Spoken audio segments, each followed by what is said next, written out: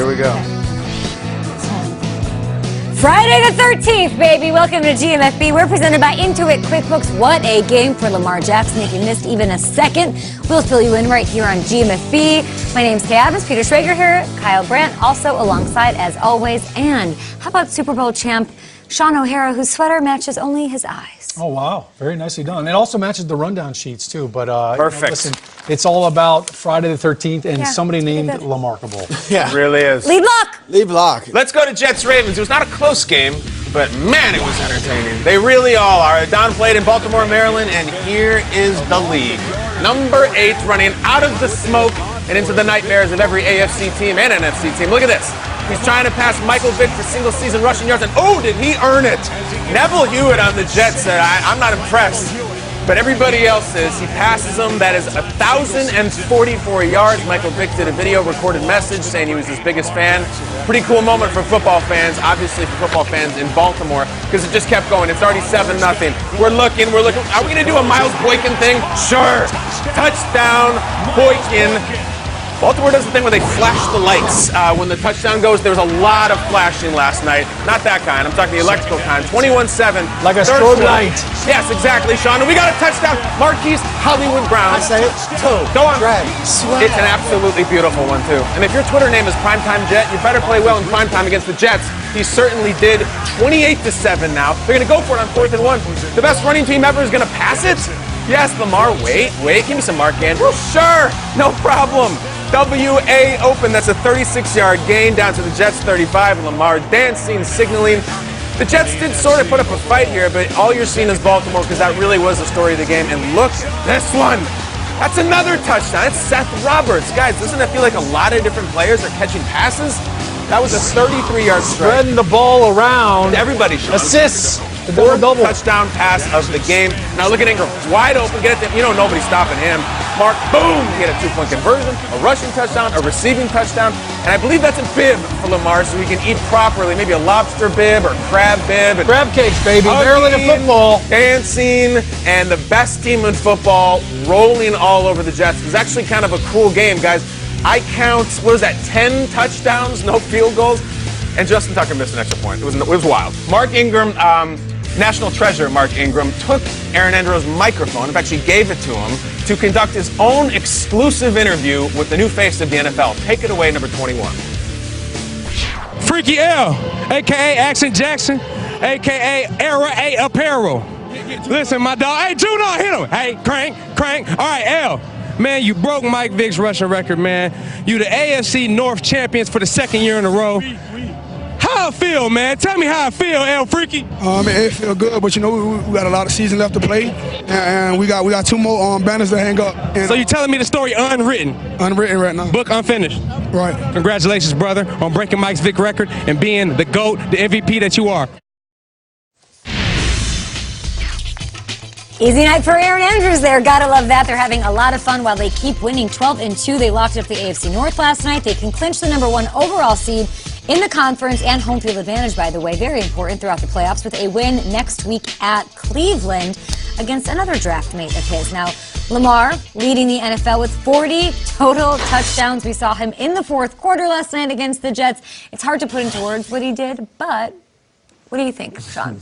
Did you go 40 Put there? into words. What 40. you got on my 40, girl? 40 total touchdowns. You know what? It's remarkable. And I think when you look at what Lamar Jackson is doing for the Baltimore Ravens, I kind of go back to when I was playing for the Cleveland Browns. There was a young phenom coming out of high school named LeBron James. Yeah, okay. And people, I remember guys on the Browns team talking about, hey, man, we're going to the game tonight. They're going to, it was a high school game. High school game, right? He was packing the stadium, or the stands. St. Vincent St. Mary's. Yes. Yeah. And I feel that way about Lamar Jackson, and LeBron delivered. Whether it was a high school game or when he got to the NBA, it was this guy is the chosen one. Lamar, to me, is starting to fill those shoes. And this is still his first full season. So it's unbelievable what he's doing.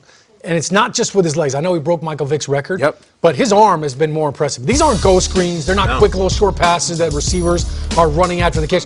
I mean, he's dropping some big-time throws. That one with the toe jag swag was phenomenal. It's awesome. That being said, I think the biggest point with Lamar Jackson is just how humble he has stayed throughout this whole thing. And it's remarkable that He doesn't care about the individual success that he's having, the accolades. He talked in that interview about how he was disappointed Mark Ingram didn't have 100 yards rushing. But he's elevated everybody around him, and I just love the fact that he's talking about more banners and not what we've already done. He got the T-shirt and hat. He said, we're not done yet, and it's all about the team. This is such a cool time to be a Baltimore Ravens fan. It's also such unfamiliar territory. Like, the Ravens are always the hunters. They're never the hunted. They're always this underdog team. When they won with that great defense, everyone thought the shoe was going to drop. They had to go to Oakland to win an AFC Championship game. When they won with Flacco on that great run, they had to beat Peyton Manning in Denver. They had to beat Tom Brady in New England. Then they had to beat Kaepernick in the 49ers in the Superdome. They might clinch the 1 seed next week in Cleveland. Like, uncharted territory for the Ravens fans. And I would say just enjoy it, because those guys are enjoying it. It's such a contagious energy. It is so fun to watch this team. They had 5 touchdowns last night. Even if you're a Jets fan, you come away thinking, wow, that guy's pretty fun. Like, this is a great time in the NFL. A lot of young quarterbacks. Lamar Jackson's leading the way, and I would just want us all, not just Ravens fans, all of us, to enjoy this moment. And we are. All 4 of us are, for sure. I'm especially enjoying Lamar now has a signature move, and it's not running, it's not passing. It's this. It's this. Lamar is doing the thing almost every week where they're going to punt, and he goes to John Harbaugh and says, no, to the punter. You stay off the field. Remember, John Harbaugh is a special teams coach, and he is dictating to him what to do, and it always works. It never blows up in his face. Lamar Jackson, the MVP, I think we can consider him for Coach of the Year now, too, because of the coaching decisions. They always work. And there's such an amazing thing. In 1992, when Lamar was, I think he wasn't even born yet. He wasn't born until 97. I'm thinking of the Dream Team. And Charles Barkley and Jordan and Pippen and all of them, they would beat Angola by 70 points. And the players from Angola would ask for autographs from them after the game. They were complete fanboys. Did you see Lamar after the game with the New York Jets that he just trounced? There are multiple players waiting to get his jersey. It's not him and another Louisville guy exchanging jerseys.